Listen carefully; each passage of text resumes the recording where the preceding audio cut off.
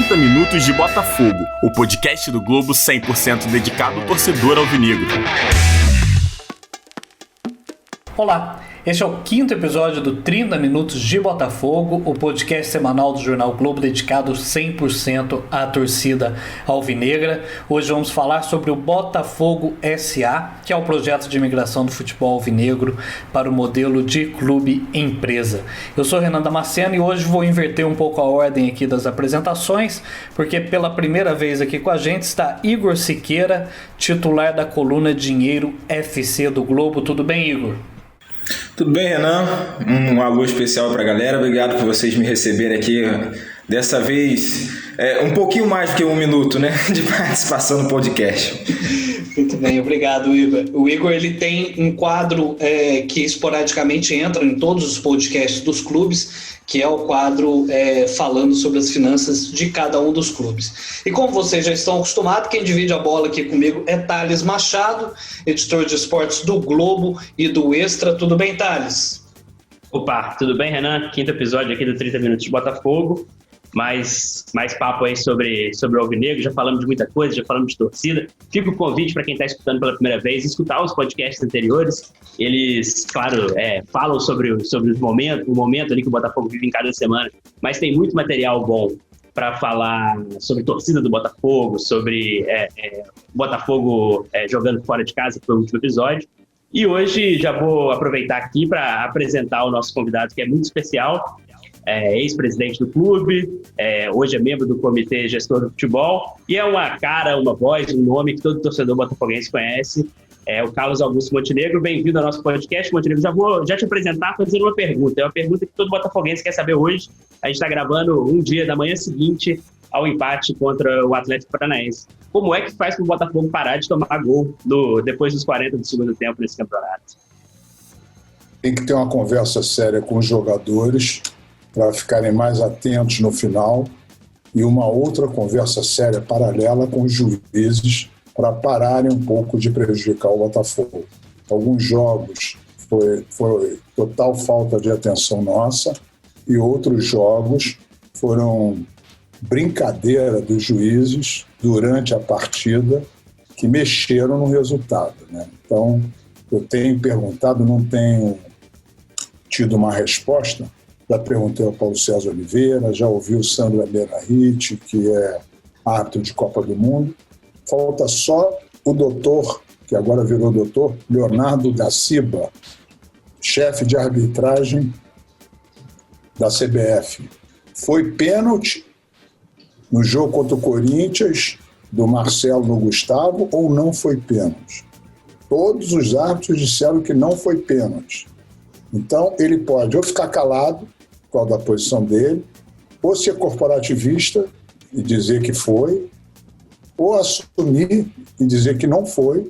Não tem problema nenhum, que os pontos não vão voltar. Mas ele poderia dar uma resposta para ver se a gente está na mesma página, se está todo mundo assistindo os mesmos jogos, etc.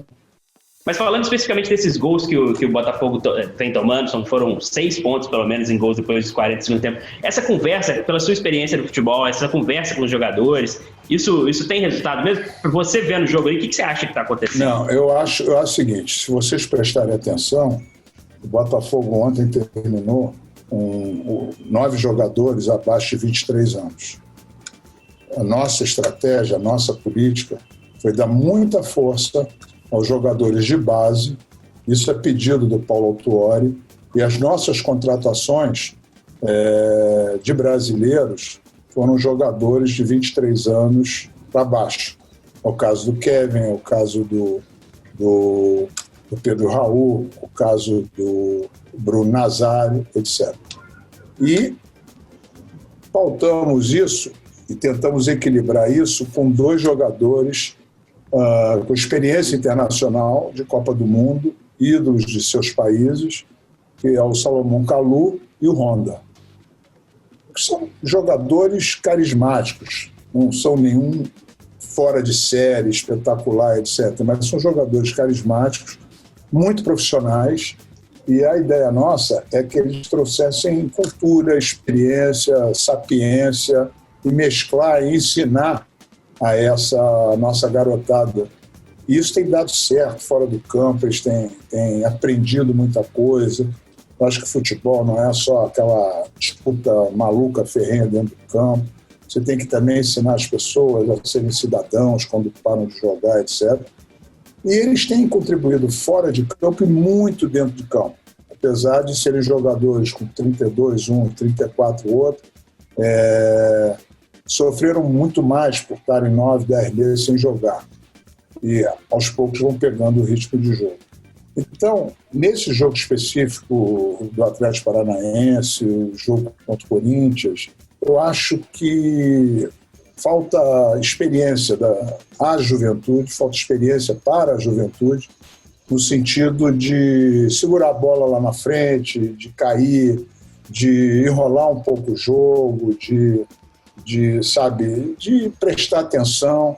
Tanto o gol do Atlético ontem, quanto o gol do Corinthians, do Jô, no último minuto, são gols que você vê assim, um vacilo, um buraco no ataque pela direita do adversário e no nosso lado esquerdo, muito grande. Quem vem pela ponta tem uma liberdade total e toca a bola para uma pessoa que vem de trás e faz o gol. Aliás, como foi o gol do Bruno Nazário ontem no primeiro tempo, uma jogada linda, o passe do Kevin, o cruzamento para trás do Caio Araújo e o Bruno Nazário pegou de primeiro, mas infelizmente o Caio estava um pouco na frente, sim, 20 centímetros e tal, e o gol foi bem anulado. Mas essas jogadas que os adversários fizeram nesses 2 últimos jogos nos tiraram 4 pontos, entendeu? E isso, para uma torcida que é tão sofrida, e está vendo o Botafogo com um bom elenco, com um bom time, um bom técnico, etc., evoluindo, e levar esses gols no final, gols de bobeira, de falta de atenção, isso deixa a gente chateado, triste.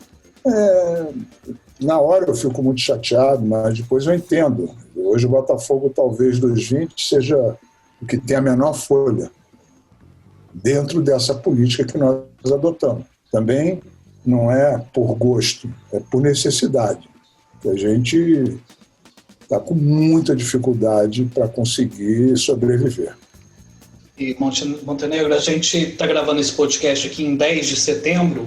Você falou aí dos pontos perdidos pelo Botafogo. O Botafogo está com 9 pontos na tabela, com 6 empates. E como eu disse, a gente já está no mês de setembro. E um assunto que o torcedor do Botafogo sempre se interessa muito é o extracampo do clube, que é um projeto justamente para tentar sanar esses problemas financeiros. Eu, antes de falar do SA, vou complementar, já que você está falando 10 de setembro, 9 pontos. O Botafogo já jogou contra o primeiro, o terceiro, o quinto e o sétimo. O Botafogo fez 5 jogos fora e 3 em casa. Independente de serem jogos sem torcida, você sempre tem deslocamento, tem tipo de grama, como foi a grama ontem do Atlético Paranaense. Mas o Botafogo já jogou contra o Inter, o Atlético, o Flamengo, etc. Todos jogos difíceis. E eu estou otimista, quer dizer, estamos com um jogo a menos que a média, porque o nosso primeiro jogo contra o Bahia foi cancelado, vai ser só no final de setembro. Eu acho que o Botafogo tem tudo para brigar esse ano por uma Libertadores e uma pré-Libertadores. Claro que você tem que dar mais experiência a esses garotos, conversarem mais, tem que pagar salário, tem que contar um pouco a sorte para também os juízes não serem tão infelizes conosco. É uma coisa sistemática, são 7 jogos seguidos. Quer dizer, se o negócio fosse meio mesclado, seria mais aceitável. Mas eu não acredito muito em coincidência, entendeu? A gente tem hoje, inclusive, vai ter julgamento do nosso técnico, do Gatito. E essas coisas todas atrapalham e vão revoltando as pessoas, entendeu? E vão revoltando os jogadores, o técnico, etc. O Gatito é um cara super tranquilo, mas ele deu um chute em nome da torcida do Botafogo, entendeu? Chutou o pau da barraca mesmo, com vontade. Só para atualizar para o nosso ouvinte aqui, foi a notícia de agora, faz 20 minutos que a gente começou a gravar, saiu a notícia que o julgamento do Gatito o Botafogo conseguiu adiar. para a semana que vem, porque o Botafogo pediu a perícia no equipamento do VAR. Então o Gatito joga pelo menos contra o Vasco no fim de semana, não sabe para quando esse julgamento vai ser adiado. Que bom, eu acho até que o Gatito tinha que ser punido. Eu acho que tem que devolver esse equipamento, comprar um novo para a CBF. A CBF também está cheia de problemas financeiros. E fazer alguma coisa educativa, talvez com o Gatito, levando às escolas, etc. E tal. Além de tirar ele, talvez 2, 3 jogos, não sei. Mas a boa vontade da CBF com o Botafogo é uma coisa que a gente já não vê há muito tempo, entendeu? Porque basta a gente ser um pouco crítico, uma coisa natural, as pessoas terem opiniões, etc., que a vingança vem a cavalo e vem nas competições. Gente, é muito simples, não é assim um roubo descarado. É simplesmente o seguinte, na dúvida é contra. É só isso. Na dúvida é contra o Botafogo, sempre. Okay. Se é roubo? Não. Na dúvida é contra. Tá bom. E eu continuo perguntando ao Gaciba se foi pênalti contra o Corinthians. Eu queria ver a opinião dele, entendeu? Isso é fundamental para mim, saber a opinião de um juiz que chegou à comissão de arbitragem, se foi pênalti ou não aquele lance. E se é natural o juiz não chamar o VAR. E o juiz estava encoberto. O Marcelo estava na frente dele. Vamos falar da SA? Vamos lá. Bom, o que é a SA? A SA, depois de vários levantamentos, as pessoas não entendem direito e, graças a Deus, está chegando ao final. Depois de vários levantamentos, verificaram que a dívida do Botafogo hoje está em torno de 940. Dependendo do mês, pode variar entre 940 e 1 bi. Mas, quando as coisas são ruins, as pessoas sempre arredondam para cima. Então, é 1 bi. Tá bom. 55% dessa dívida é fiscal. E isso aí, você tem Profutes, você tem projetos do Time Mania que ressarcem, pagam um pouco dessa dívida, com dívidas alongadas, etc. O grande problema do Botafogo hoje é que ele tem uma receita em torno de 170, 180 milhões de reais e uma despesa de 165, um exemplo. Isso sobra 5, 6 milhões. Mas 5, 6 milhões, na verdade, não dá nem para você começar a pagar o serviço da dívida. Então, o que acontece? Poxa, mas o Botafogo tem 180 milhões? Não, não tem. O Botafogo tem a receber 170, 180 milhões. Mas o Botafogo, na verdade, recebe 30. Por quê? Porque 150 milhões são penhorados. Então, o Botafogo tem uma receita de 30, a receita é de 180, só recebe 30 para pagar 160 de despesa. E aí o negócio vira bola de neve. Você não vai pagar essa dívida nunca, a não ser que você tenha dinheiro novo. Então foi feito um projeto, e nesse projeto estão pegando vários investidores, principalmente botafoguenses. Nós estamos em 2 caminhos, tá? O que a gente trabalhou mais são vários investidores, nitidamente botafoguenses, que já ajudaram o Botafogo a vida toda, e nós fizemos um cálculo que a gente precisa arrecadar em torno de 240 milhões de reais. Para quê? Para, com 90, 100 milhões, você chamar os credores trabalhistas e cíveis. O objetivo disso é pagar essa dívida, porque a fiscal já está mais ou menos equacionada. E você pagando essa dívida, você libera todas as penhoras, ou seja, você volta a receber 180 milhões, e não só os 30. Então, essa é a ideia. Com a pandemia, com uma série de coisas que aconteceram no país,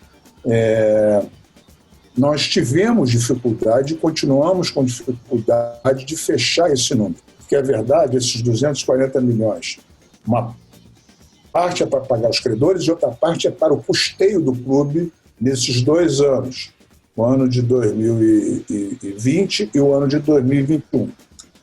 2020, apesar da gente estar em setembro, a gente tem muita coisa a pagar ainda e tem um ano de 2021. Então, esse é o projeto.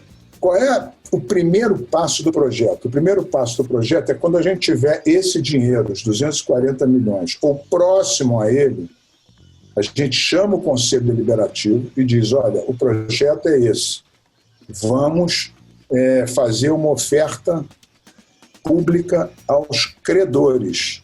Se os credores aceitarem receberem a dívida deles com, sei lá, 70%, 80% de deságio, a gente tem o dinheiro para pagar à vista. E a partir daí nasce a SPE. O que é a SPE? Uma sociedade de processo específico, de projeto específico. E aí, essa é a SA. A SA nasce depois da oferta aceita pelos credores. Se os credores não aceitarem, você não tem SA. Você vai ser uma coisa ruim para o Botafogo e muito ruim para os credores. O passo seguinte é uma recuperação judicial. A recuperação judicial faz com que as penhoras sejam levantadas, aí o clube tem 2, 3 anos para pagar, mas aí é bola búlica. Ou faz isso ou falhe. Então, nós estamos próximos agora, não conseguimos o dinheiro que a gente pretendia, os 240, mas conseguimos um dinheiro importante e nós estamos resolvendo em fazer a oferta pública. Então vamos reunir o Conselho Deliberativo do clube agora, no final, até o final de setembro, aprovar e fazer imediatamente a oferta pública. Quantos por cento desse dinheiro conseguiu? Você consegue falar para a gente mais ou menos? Desse 240? 80%, 70%, entre 70% e 80% está hoje já conseguiu. Bom, então o projeto, a SA, a SPE, só nasce se tivermos êxito na oferta aos credores. Pode ser até que você consiga um percentual importante e uma parte você pague aos credores à vista e uma outra parte você coloque em recuperação judicial e isso pode demorar 2, 3 anos para eles receberem, etc. Então, a partir daí, todos os contratos estão prontos, etc. Nasceu a SPE, vamos supor, no dia 15 de outubro, nasceu a SPE. Aí entra em vigor um contrato de 30 anos, onde o Botafogo Futebol se separa do Botafogo Clube, tudo vai ser no Newton Santos. Você vai ter uma diretoria lá, um CEO, um diretor administrativo financeiro, um diretor comercial jurídico, de marketing, vai ter um diretor técnico, vai ter um diretor institucional e jurídico. Então, todas essas pessoas vão trabalhar no Newton Santos, em salas de reunião, todo o departamento de futebol lá, todo o jurídico, tudo no Newton Santos. E no centro de treinamento, que está em fase agora final dos campos e a gente está aguardando qual é a arquitetura que vai prevalecer para a parte de alojamentos e refeitórios e salas de palestra, etc. Nós vamos ter ele no primeiro semestre do ano que vem, com certeza. Então, o Botafogo Futebol vai funcionar no Newton Santos e no Espaço Lornier, nosso centro de treinamento. Nosso centro de treinamento glorioso. Paralelo a esse projeto que foi bem desenvolvido, a gente foi a mercado, por sorte também é um grande botafoguense, está indo por um outro caminho, caso haja alguma falha, de usando todos esses ativos que vão passar para o Botafogo Futebol. Quais são os ativos? Estádio, name right, possibilidade, camisa, exploração comercial do estádio, direitos de televisão, passe dos atletas, todos atuais e da base, sem treinamento. Quer dizer, o futebol vai pegar tudo que é do futebol e vai assumir a dívida de um bi do clube. O clube vai ser entregue, o clube social zerado. Zerado. E o futebol, como em troca desses direitos por 30 anos, os acionistas estão assumindo o ônus e o bônus, né? Estão assumindo toda a parte de direitos que o Botafogo tem, de receita, e estão assumindo uma dívida de um bi que eles esperam equacionar dessa forma. Uma através de uma oferta pública aos credores e uma outra honrando a dívida fiscal. Agora, Montenegro, você já tem uma previsão exata assim, de data dessa reunião do Conselho? Antes da gente ir para uma pergunta adiante. Eu sei que vocês gostam de saber valores, se possível centavos, data, mas não só data, você adora saber horário da reunião, qual é a primeira chamada, a segunda chamada, etc. E eu confesso a você que não tem. A gente conseguiu dar um passo e resolver que agora está na hora de fazer a oferta aos credores. Você não pode fazer a oferta aos credores antes de ter a aprovação do Conselho, entendeu? Apesar do Conselho o Conselho e a Assembleia Geral já ter aprovado no ano passado, quase que por unanimidade, esse caminho, a gente já está no detalhamento. Então, eu diria a você que, vamos botar entre 28 de setembro, uma segunda, entre 28 de setembro e 4 de outubro deve ser feita a reunião de conselho. Quando a gente volta lá em maio, e aí vou remeter a uma entrevista que você fez comigo, né, uma matéria que a gente publicou no Globo, sobre essa questão de previsibilidade de datas envolvendo a SA, a gente chegou a conversar, que você chegou a falar que precisava de dinheiro novo, né, e esse discurso é reiterado, claro, não há novidade nisso, que o Botafogo precisa de dinheiro novo, mas aí que a sua participação pessoal como agente, ali, como participante desse modelo de gestão do futebol, ela ficaria comprometida, ficaria inviável se esse dinheiro não chegasse de forma tão acelerada e chegou a traçar julho como prazo, né? E condicionando isso, se não chegar a SA, se não virar até julho, você chegou a dizer que poderia deixar a gestão do Botafogo e abrir caminho para o pessoal que viria adiante. O que mudou? Por que você ainda decidiu permanecer, continuar participando, apesar da data inicial de julho? Você, o Novis, que é o vice de finanças do clube, outros entes aí que colocavam julho como um mês assim, crucial para o futuro da SA, não se concretizou, né, a mudança em julho, e vocês permaneceram mesmo assim? Porque, primeiro, você não arrecadou o dinheiro todo, existe uma justificativa que é por causa da pandemia, não foi uma coisinha à toa, uma coisa que afetou todos os setores, acho que afetou o de vocês também, afetou da aviação, afetou os serviços, afetou o comércio, a indústria, afetou tudo. Então, a gente... Um ano que praticamente não existiu, um ano que talvez a gente tenha que tirar do calendário, um ano que tudo que estava previsto, etc., deu errado. O que nos motivou a ficar é que você tem 80% do dinheiro arrecadado. Então, falta 20. Falta 20. Falta 25. Falta 25. Mas você não pode desprezar o que você tem. Por isso é que a nossa decisão agora vai ser, não vamos esperar mais, vamos tentar fazer a oferta. Se passar, passou. Se não passar, recuperação. Entendeu? Então, a gente foi tentando arrecadar tudo. Arrecadar o dinheiro todo necessário pelos estudos. Né? Então abandonar agora, tal, etc., abandonar, não. Eu confesso a você que eu estou cansado, eu estou chateado, estou amargurado, minha vida mudou, sabe, Eu queria ajudar o Botafogo, mas não. Na verdade, já era para ter saído no final do ano passado. No caso do Autuori, o Autuori é que contratou o Botafogo. O Autuori é que me ligou, eu estava viajando em fevereiro, quando o Valentim saiu, e o Autuori falou: presidente, minha vida toda começou com o Botafogo. Eu sou muito grato a vocês estão precisando de ajuda. Eu já tinha feito uma promessa que eu não ia ser mais técnico.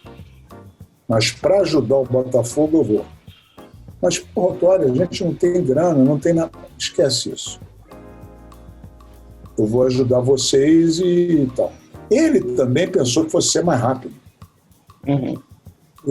Todos pensaram que fosse ser mais rápido. Mas não foi. Aí você acaba se envolvendo. O Autuori hoje está super envolvido com... Está cansado, está com uma série de coisas, o projeto dele era outro e tal. Mas o grupo adora ele. E ele adora o grupo, entendeu?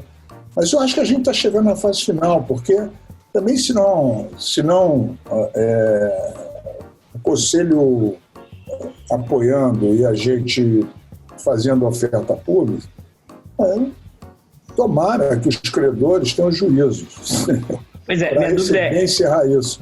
Minha dúvida é justamente essa. Eu acho que no Conselho é difícil a gente imaginar que o Botafogo vai ter algum tipo de problema. Acho que o Conselho tem uma noção geral ali da situação do clube. Acho que não vai ter oposição a isso. Se por acaso, numa visão pessimista, os credores não toparem, aí o caminho é o Botafogo pedir recuperação judicial? Mas é possível pedir recuperação judicial sendo uma associação? É possível o quê? É possível pedir recuperação judicial ainda como associação sem fins lucrativos, que é a condição organizacional do clube hoje? Isso vai estar na lei que já foi aprovada na Câmara e está sendo aprovada, deve ser aprovada essa semana, estou vendo no Senado. Mas independente da lei, porque esse projeto todo, a lei beneficia bastante os clubes. Olha, tem muitos clubes que estão em situação igual ou pior que o Botafogo, dos clubes grandes, mas estão muito atrasados no processo. E tem alguns clubes que pensam que estão bem e amanhã podem ficar mal. Essa é uma lei que aponta para um futuro dos clubes saírem de uma política, de um amadorismo, de grupos que se dão bem, um grupo gosta do outro grupo não gosta do outro e tal. Essa é uma lei revolucionária para colocar o Brasil no primeiro mundo também no futebol. Mas a única saída, Otávio, voltando à sua pergunta, é a recuperação judicial, e mesmo sem a lei, já existe jurisprudência.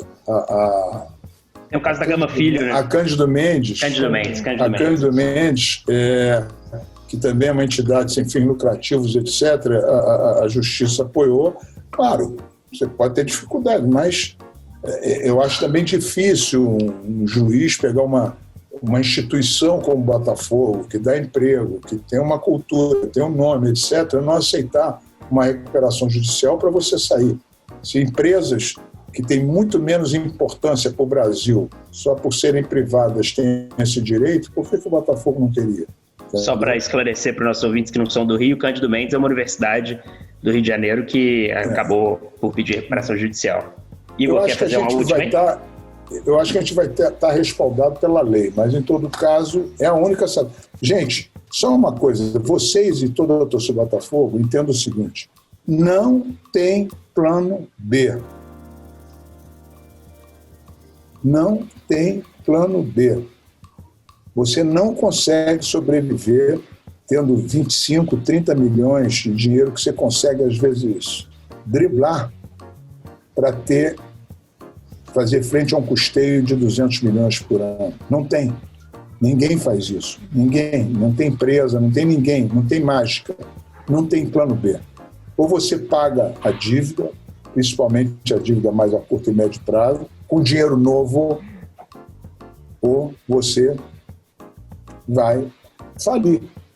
Aí você, o Botafogo vai acabar? Não, vai falir. Vai diminuir.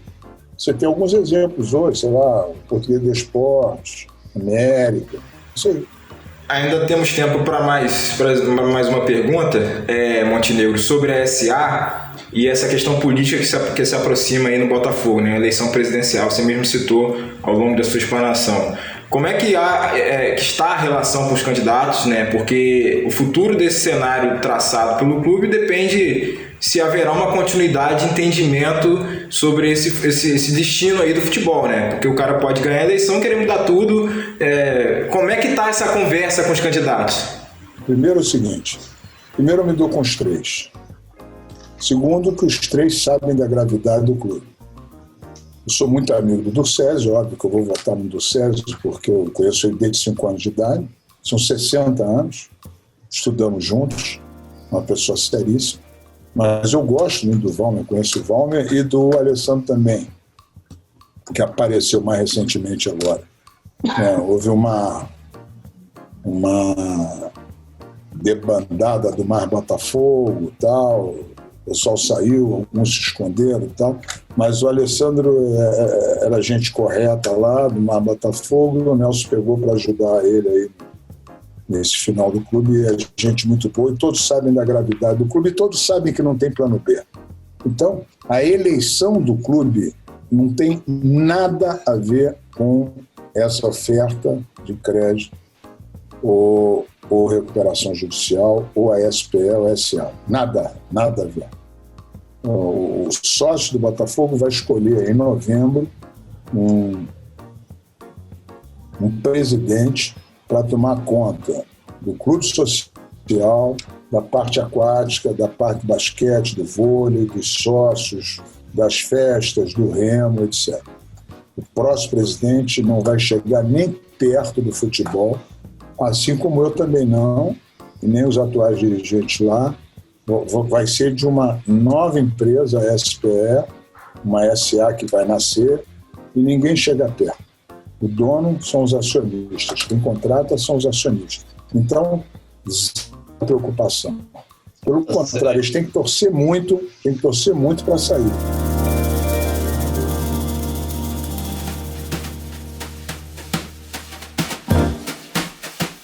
Bom, a gente já está, Montenegro, Thales, Igor, a gente já está passando um pouco aqui do nosso tempo regulamentar. Esse tema SA a gente poderia fazer aí não só 30 minutos, mas enfim, 1 hora, 1h30, poderíamos ficar conversando aqui muito mais tempo. Só avisando para quem já está acostumado a nos ouvir aí semanalmente, hoje, excepcionalmente, não teremos o quadro Fala Mansa, do colunista Carlos Eduardo Mansur. Então vamos aqui para os acréscimos do nosso podcast, que é esse momento que a gente faz aqui os palpites dos próximos jogos do Botafogo.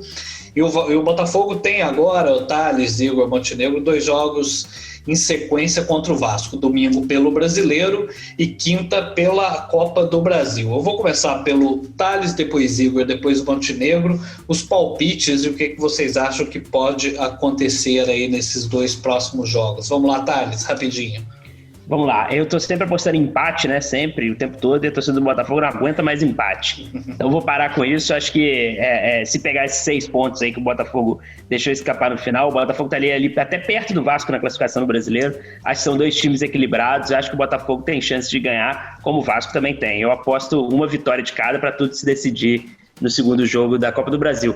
Montenegro, que me desculpe, mas eu acho que o Vasco ganha pelo Brasileiro e o Botafogo ganha no jogo de ida do Newton Santos. O segundo jogo aí já não sei se vai dar pênalti, quem vai ganhar, diferença de gol, aí eu vou deixar pro segundo jogo, não vou me arriscar tanto assim não, mas eu acho que o Vasco ganha agora pelo Brasileiro e o Botafogo ganha o jogo de ida pela Copa do Brasil. E você, Montenegro? O jogo contra o Vasco, tradicionalmente, a gente sempre perde em jogos naturais. Talvez a gente seja o maior freguês maior freguês do Vasco em relação a jogos do dia a dia, e a gente sempre se deu bem em decisão. Eu acho que o Botafogo está subindo. Hoje em dia você não tem mais time titular, você tem 16, 18 jogadores jogando. Me surpreendeu até a volta do Vitor Luiz, muito rápido, depois de uma operação de apendicite. Sim. Apesar de, na minha opinião, ele não ter jogado muito bem ontem. Bateu muito bem o pênalti, mas não jogou tão bem, mas não dá nem para você cobrar nada, porque o cara está voltando de um apendicite. E ele é um bom jogador. Eu acho que eu fiquei muito chateado com isso. Agora você enfrentar times como o Flamengo, o Corinthians, o Atlético Paranaense, na casa deles, naquela grama sintética lá, e ter possibilidade de ganhar os 3 jogos e empatar no finalzinho é muito chato. Eu até agora só não gostei de 2 coisas do Botafogo esse ano. Primeiro, do jogo contra o Curitiba, esse eu achei que ele jogou muito mal, e os 20 primeiros minutos do jogo contra o Internacional. A gente entrou dormindo e depois a gente equilibrou, até merecia empatar, mas tirando esses 2 jogos, eu acho que o Botafogo tem evolução. O Vasco também montou um bom time. Eu não sei, quer dizer, pela tradição, normalmente em jogos sem valer muita coisa do Vasco, em jogos competitivos e decisivos, geralmente dá o Botafogo. E se for assim, eu estou satisfeito. Mas eu espero que o Botafogo, da mesma forma que sofreu aí nos 4, 5 jogos, dê uma alegria aí nos próximos 4, 5 jogos, independente de campeonato, entendeu? Mas tem uma hora que a coisa acontece, que você está fazendo tudo certo, não é possível. Tudo certo, com todas as dificuldades, com toda a falta de pagamento de salário, com toda a luta, com todo o esforço de cada um. Pô, contratando jogadores que estão saindo bem, não são muito caros. Cara, a folha do Botafogo é 9 vezes menor que a do Flamengo. Elenco. A gente estava ganhando de 1-0 com um golaço aos 48 minutos do segundo tempo. Empatou. Acho que já joguei contra o Internacional, Atlético Mineiro, Flamengo, Atlético Paranaense. Eu acho que a gente não deve nada a ninguém. Sim. Até agora. Não deve nada a ninguém. Não tem nenhum clube sobrando. Não tem não. E também não tem nenhum clube que já caiu. Então, acho que vai ser assim até fevereiro, cara. As apostas nesse ano vão ser muito difíceis. Muito difíceis.